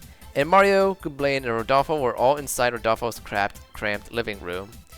Lining the walls were numerous bookshelves that were crammed and overflowing with aging yellow books. Mario and Gooblain were seated at a coffee table while Rodolfo was pacing back and forth, ranting and gesticulating madly? What is that word? I've never seen that word. Who has ever heard of the Guardians being killed? It's a crime against life. That's what it is. Mario, are you positive you saw this happen? Yes, Mario sighed for what was probably the 20th time. Look, man, Gwynplaine said impatiently. If you're not gonna do anything to help, then just shut up and leave us alone. For your information, I'm trying to think of what to do. Rodolfo barked at him. It's just that a disaster of this magnitude has never occurred before in any living memory. All 6 Guardians of Day killed! There have been stories about what would happen if one were ever killed, and they aren't pretty. But all 6! What are those stories like? Maybe they'll give us a lead, Mario suggested. Oh, it's useless, Rodolfo moaned, leaning against a bookshelf. All the stories say the same thing, that if a Guardian were ever to be killed, someone from this world will be chosen to take their place. That person will be chosen for their purity and bravery. Well, maybe that is what happened, said Mario, trying to be helpful. I mean, maybe now 6 people from this world are going to become the new Guardians, and then we just have to find them, and... well, I don't know. That's very optimistic of you, Mario, Rodolfo sighed. But how on earth are we going to find 6 completely random people? They're likely all over the world, and then they won't know who they are. How will we tell them who they... Oomph! He had just tripped over something and went flying into the air, crashing back to the ground and causing the bookshelves to shake. Are you okay? Mario asked worryingly, standing up. Gwynplaine just rolled his eyes. That proves, Zeta says, that proved one thing. Half of the kingdom doesn't eat chlorophylla-based plants. The other half doesn't need to sleep. That's a good point. Oh, boy. Rodolfo slowly get back to his feet. He was rubbing his head with one hand and was holding in his other hand the object that had tripped him. He was staring at it. That's a nifty-looking hourglass, Mario remarked. I've never seen this hourglass before in my life, Rodolfo protested. I don't own such a thing. I would certainly remember buying this. The hourglass that he's holding up is a timepiece from A Hat in Time. It's a fucking crossover. Can I see it? Rodolfo obligingly handed over to Mario. It certainly was the best looking of its kind Mario has ever seen. Its stand was in intricately carved, shining gold, and its glass was smooth and flawless, without a mark on it. The sand inside it was a glittering silver color, as though it were starlight. It is a timepiece. Something tells me there's something to this hourglass, he said to himself. I wonder. Without stopping to think, he turned the hourglass over, and the sand began to fall. He was mesmerized. As the glittering sand cascaded through the glass, the entire hourglass seemed to emit an unearthly glow. Even Gwynplaine was staring in interest. The 12 stages from Legends of Paper Mario, Ocarina of Phantom Hourglass. Suddenly, the glow became blinding. Mario cried out in shock, and they tried to drop it. And Gwynplaine tried to scramble backwards, but they were both too late. There was a brilliant flash, and then everything vanished. Author's note. I'm so evil with these cliffhangers, aren't I? Thanks to everyone who has already revealed. Honestly, I wasn't expecting to get any reviews at all for a while. Also, what do you guys think of Gwynplaine? Not every day Mario gets a partner who hates him, huh? What do you call this face with like the tongue sticking out? So yeah, pretty interesting setup right off the bat. Like the world has been split into 2. It's only noon. Time never progresses, and shit's just fucked. Man, like this whole sequence right here is reminding me of like the Thousand Year Door when Mario, Goombella, and Professor Frankly were discussing like the crystal stars and stuff, and like this is just giving me those vibes. Yeah. All right. Part 2 of the prologue. These parts are quite long. So I think what I'm gonna do, I could predict this right now.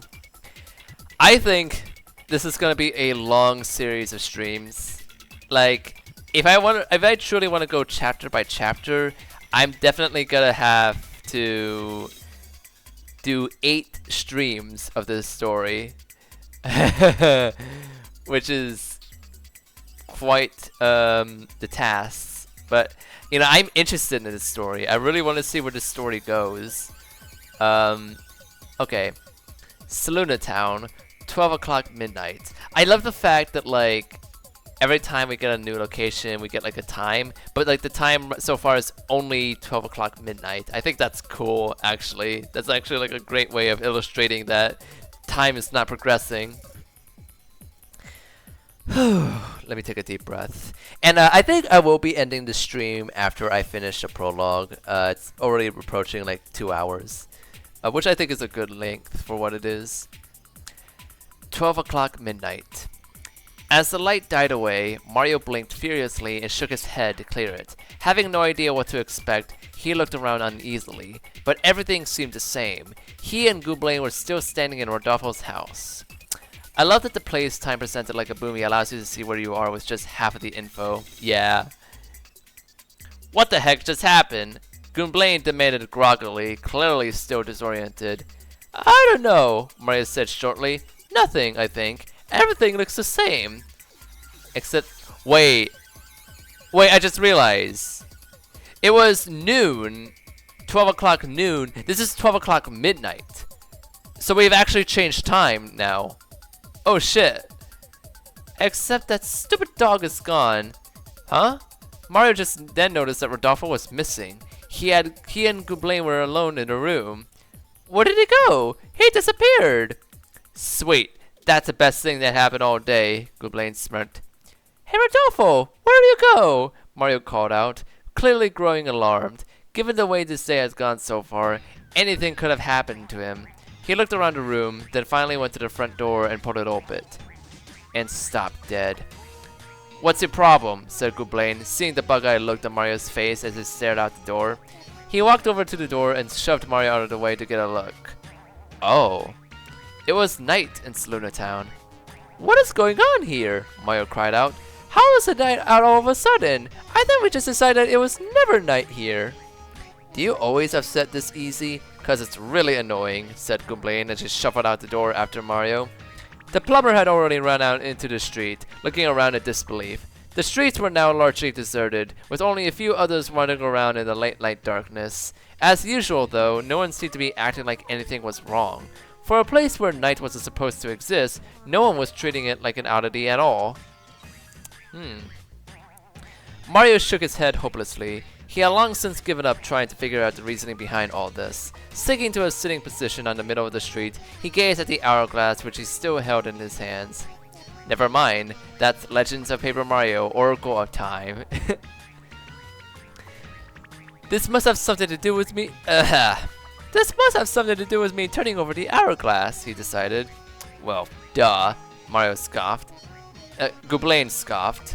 Mario ignored him. Excuse me, he said pleadingly to a female toad who was wandering by. Seeing the agitated look on his face, she stopped. This will sound strange, he said, but what time is it? The toad raised an eyebrow to him.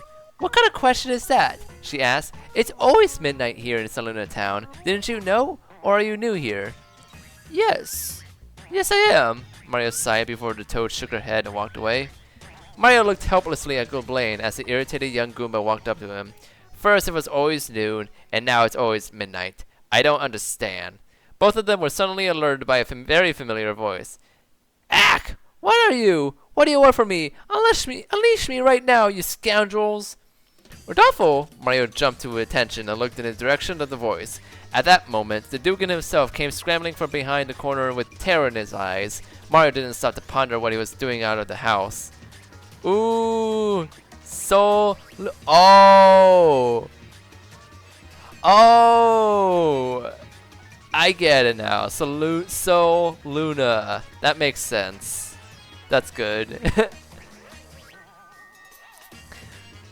Rodolfo, over here, man! Mario alerted him, waving his arms, but his voice caught in his throat when he saw what it was making the Dugan so afraid.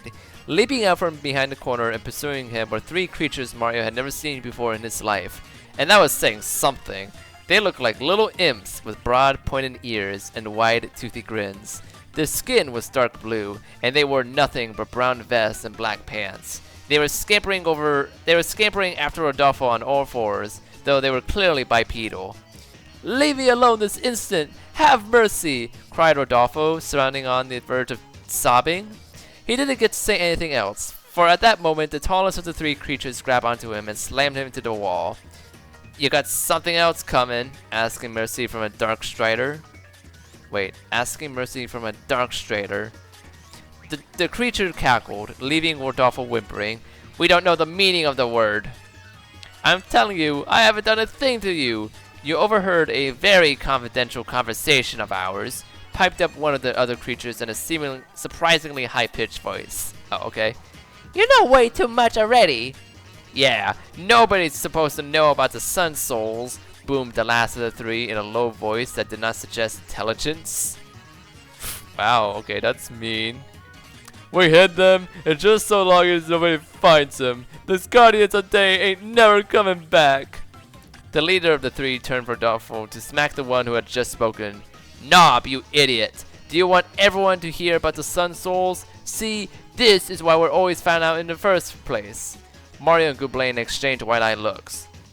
"Sorry, Jaff," Nob muttered. "I thought there weren't any harm since—" "Oh, forget it!" Jaff snapped before turning back to Rodolfo. "Anyway, even if you think you can find the Sun Souls, they're scattered all throughout Chronoside. You can never even think to recover them all, even if they were to let you live after this moment." So wait, which one has the high-pitched voice? I don't know. Rodolfo screamed as Jaff raised a sharply clawed hand and prepared to swing at him. "Not so fast!" Not so fast! Came a shout as Mario charged forward, bashing Jaff with his hammer. The leader of the three Dark Striders cried out as he fell backward onto the ground. "Mario, there you are!" Rodolfo cried in relief. "I've been looking everywhere for you." Mario stared at him. "What are you talking about? You're the one who left the house. Where'd you get off to?" "The house? My dear sir, I don't know what you mean. I haven't been in my house all day." Before Mario could work out this addition to his endless list of confusions, he suddenly heard a snarl coming from Jaff. "Oh great, I bet you all heard all that Sun Soul talk too, don't you?" Jaff growled as the other two Dark Striders flanked him. "Well, looks like we'll have to end your game as well." "Not likely," Mario replied, gripping his hammer and turning to his partner. "Gooblain, are you with me or aren't you?" "Oh, fine," Gooblain exclaimed. "Bell! Nob! Let's go!" shouted Jeff as the Dark Striders leaped into battle. Okay, so they're called Dark Striders. I see. Mario decided he better learn what he was up against. "Gooblain, can you tattle on them?" "Whatever," Gooblain growled. Mario watched and was stunned to see the Goomba pull out a cell phone. "What's that?" "What? It's got internet!" Mario said defensively, punching in the buttons. Okay, Dark Striders, the minions of King Shroud. They love nighttime and dark places. These ones are just regular Dark Striders, but they can still attack by swiping and using dark energy. I love that idea. Now trying to find meaning in all the names. Yeah. Yeah, like they have to follow like a sun and moon theme as well. But I love the idea where, you know, like Goombario and Paper Mario just kind of reads enemy descriptions to his heart, basically. Goombella has a book to read for all the enemies, and this character, Gooblain, just checks the internet. It's very funny. I like that. Mario only heard the first sentence. "Your minions are the guy who killed those Guardians?" "That's right," Jaff cackled. "King Shroud has promised us this entire land of eternal night in exchange for our service. You goody-goodies can keep your daytime version of Chronoside. Not our taste." Mario didn't have time to register this. Realizing it was his turn, he ran up to Jaff and delivered a jump to his head. "You'll regret ever messing with us," Jeff growled. "Dark Striders, attack!" Pell, the smallest of the three, attacked first, giving Mario a good swipe. Nob ran up second and attacked in a similar fashion, leaving Mario to clutch at himself in pain. Nob was much stronger. Jeff was last to go, but instead of just swiping at them, he opened his hands as a pitch-black ball of energy formed between them. He launched it at Mario, knocking off even more of his health. So I guess these guys are kind of like this story's own take on like the Shadow Sirens, basically. So it's basically like your classic enemy trio setup. I like that. These guys are tough, Mario groaned. Amateur, you've never been in a street fight. Goblain scoffed. He flipped into the air and headbutt Nob good and hard, sending the Dark Strider reeling. Mario silently realized Goblain was smart to attack the strongest one first, but regretted having to admit it. Following suit, he ran at Nob and fit him over the head with his hammer. The fight continued like that, with both Mario and Goblain taking hits. By concentrating their attacks on one Dark Strider at a time, they finally removed Nob from the fight, and Pell followed shortly after. Jeff was the only one left standing, but he stood smugly nonetheless. Mario and Goblain were almost out of energy. Mario had never been in a street fight. Let me think. Like, I mean, there was at one time, like it's an optional fight, but like you can't just like fight. In Paper Mario: The Thousand Year Door, you do just fight like this guy. I think his name is Gus, who was blocking the Trouble Center. I guess that counts as a street fight. Oh man. All right. Here, wait. I told you, he sneered. You should never mess with Dark Striders, especially when it's 3 against 2. Mario, over here, came a voice, and Mario was stunned to see Rodolfo. What was he still doing here? Here, catch, Rodolfo shouted, pulling out something out of his robe and throwing it at him. Mario instinctively reached out and grabbed it. It was a mushroom. Wow, thanks, he said with a smirk. He quickly ate it and felt energy flowing back into him. This fight wasn't over yet.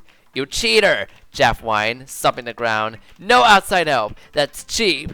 Oh, shut up, would you? Goblain demanded, giving the Dark Strider a particularly painful head bonk. A few more rounds of fighting later, and Jeff was out for good. Can't lose it during the tutorial. Yeah, like imagine that's like imagine like you playing the game, and even if you deliberately get damaged, like the game will force you to heal. Oh no! Jeff groaned as he and the others slumped on the ground. Well, consider that a warm-up for our next fight, you punks. You haven't heard the last of us. Dark Striders never accept defeat. He leapt to his feet. Pell, noob, Nob. Not noob, Nob. Let's go. All 3 of them ran away, vanishing into the shadows, although Pell took the time to stick his tongue out at Mario before he left. My, that certainly was exciting, marveled Rodolfo. Yeah, said Mario. Already he was thinking back to everything the Dark Striders had said. Listen, Rodolfo, what did those guys say about those Sun Souls things? They sounded important. Oh, well, Mario, I'm afraid that entails some very terrible news. You see, I overheard them talking and... He swallowed hard. It seems the 6 Guardians of Day have been murdered. Can you believe it? Mario blinked. Rodolfo, we already knew that. I told you that. Don't you remember? Goblain rolled his eyes. Geez, I thought you were at least a little smarter than you look, he said to Mario. Don't you remember what that Jaff guy said? There's 2 versions of Chronoside now, remember? A day one and a night one. We just met the Rodolfo from the night one. Mario pondered this. Huh, that explains a lot, I guess. And we traveled to the night one by flipping that hourglass over. Excuse me, but I'm afraid I have no idea what you 2 are talking about, Rodolfo cut in. Mario sighed. Okay, Rodolfo, this is going to sound crazy to you, but Goblain and I just came from a Saluna town where it's always noon. And furthermore, I think that entire version of Chronoside is an always day, because no one even seems to understand what night is over there. Are you following? Rodolfo blinked very slowly. I think so, he said. And you say you met me there. Man, this is deep, Goblain remarked. I guess when those Guardian guys got killed, everything got thrown so out of whack that Chronoside got split in 2. And all the people got split too. Yes, out of whack is certainly one way of putting it, Rodolfo fretted. I couldn't even begin to imagine the horrors that would occur when I learned the Guardians had been killed. But this is simply unthinkable. It seems that without the Guardians of Day, day and night can no longer coexist together, and so they've been separated in the most literal way imaginable. But wait a minute, Mario protested. Goomblain and I didn't get split. What's up with that? You two were inside the Temple of the Sun when it happened, were you not? You must have been protected. Oh, that makes sense, Mario decided. Honestly, sure. I think that's a good enough explanation. Rodolfo nodded firmly. Now, how did it say you got here? Something about an hourglass? Oh yeah, here you could see it, said Mario, pulling it out and handing it over to the Dugan. Rodolfo explained it for a long time, looking fascinated. This hourglass has the ability to travel through day and night, he marveled. Could it be? Is it possible? Have we found a legendary Aeon hourglass? The what? Mario and Goomblain asked together. Falalo and Falala got split when the sun and moon started to fight. Now it's up to Kirby to find Nova and wish for peace. Okay, wait. Oh, surely you two have heard of it, Rodolfo said in exasperation. It's one of the relics of the Guardians. It says that they were able to control day and night with this. With the Aeon Clock, they are able to move between the hours of the day, and with the Aeon Hourglass, they move between day and night. Okay, so what was it doing in your living room? Well, naturally, I haven't the faintest idea, Rodolfo cried, throwing his arms in the air. My only guess is that the Guardians sent it here to this world with the last of their power, in hopes that someone like you, Mario, would find it. If we want to fix this horrible mess, I'm certain that you have to travel between both halves of this world. Mario sighed deeply as Rodolfo returned the Aeon Hourglass to him. He should have known better than expecting to go on a vacation and actually get to relax. Well, we obviously do want to fix this, he decided. So what about those Sun Souls? Oh yes, Mario. I'm sure you must be familiar with the legend of the Guardians. If one were ever killed, then a new person would be selected to take their place. Yeah, you told me. I mean, the other you told me. Yes, well, I believe that's what these Sun Souls are all about. You see, the Guardians' physical forms have been slain, but their souls and their power still endure. But I'm afraid the new Guardians will never realize their true selves until they bond with this power. These Sun Souls. Well, that King Shroud guy already took care of that.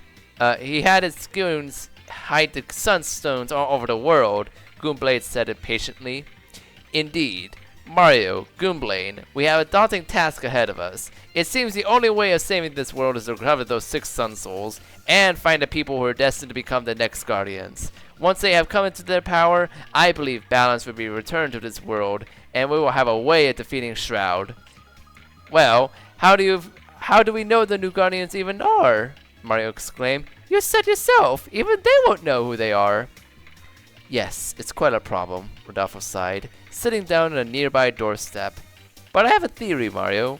Not including Saluna Town, which is at the very center of the land, there are 6 different regions in Chronoside.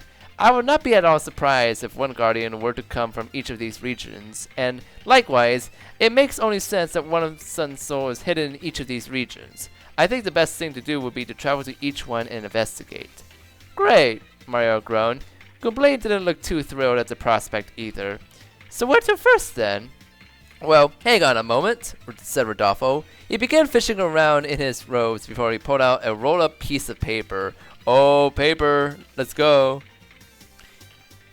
This is a map of Chronoside. You'll probably need it, he said, handing it to Mario. Mario obligingly took it and unrolled it. Sure enough, Saluna Town was in the dead center of the map, and surrounded it, he thought he could distinguish 6 separate regions, judging by the geographical changes. They were arranged around Saluna Town in a near-perfect circle, almost like numbers on a clock.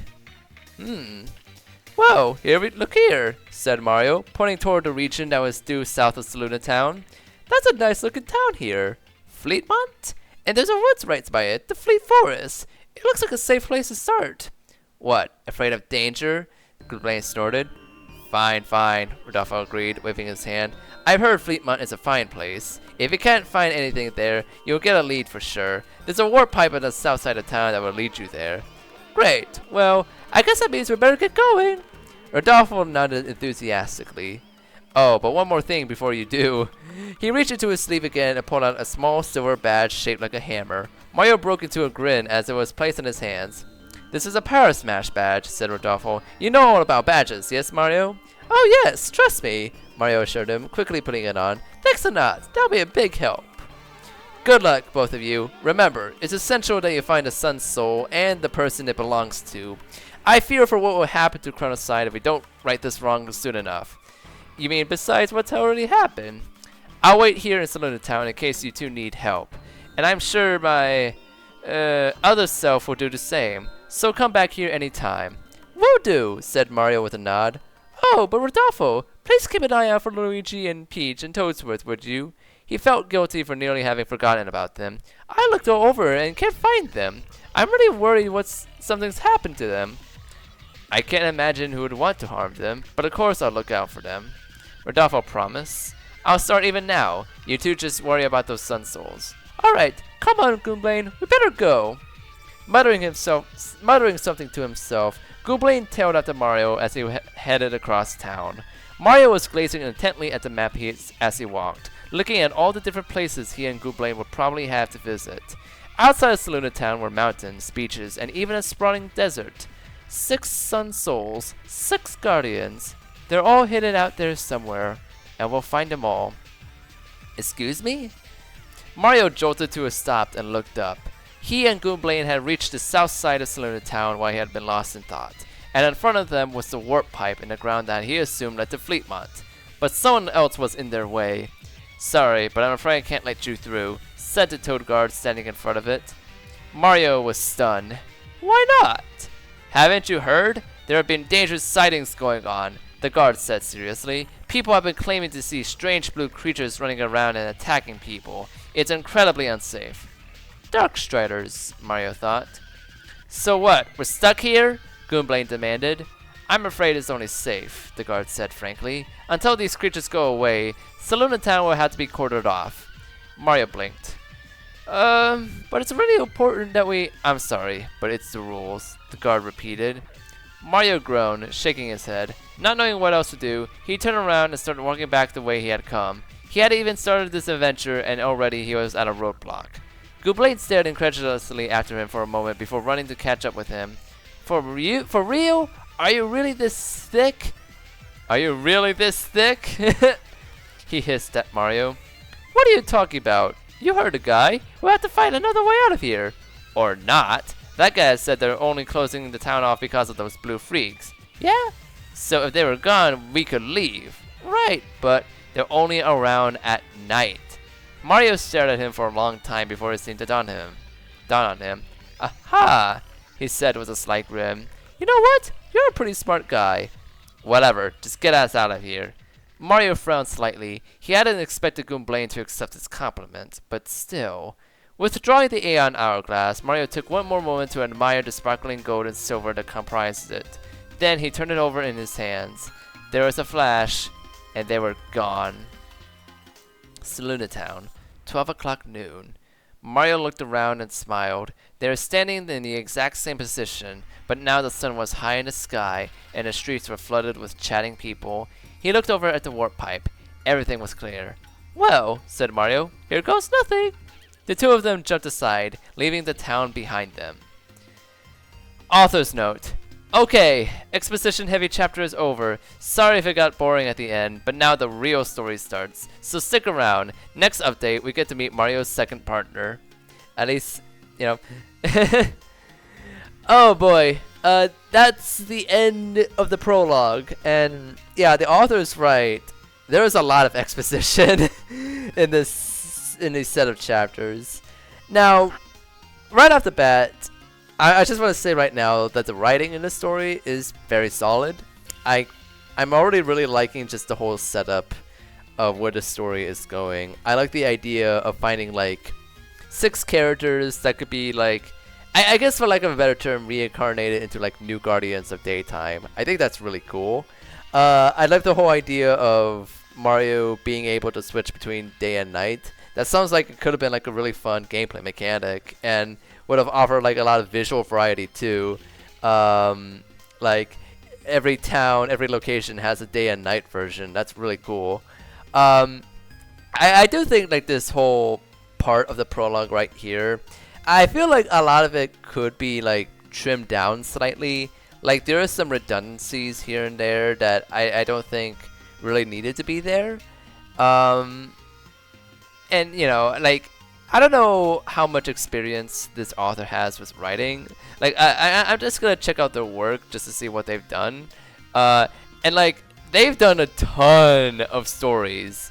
So like, you know, they're very much like they're very much into writing, and I think it really does show in like what I've been reading so far. I'm really liking this so far, but like this part of the story right here did get kind of boring, I will admit. It is a whole lot of like stuff is happening, and then nothing really gets super duper interesting, which I imagine that would be the case for like the upcoming chapters.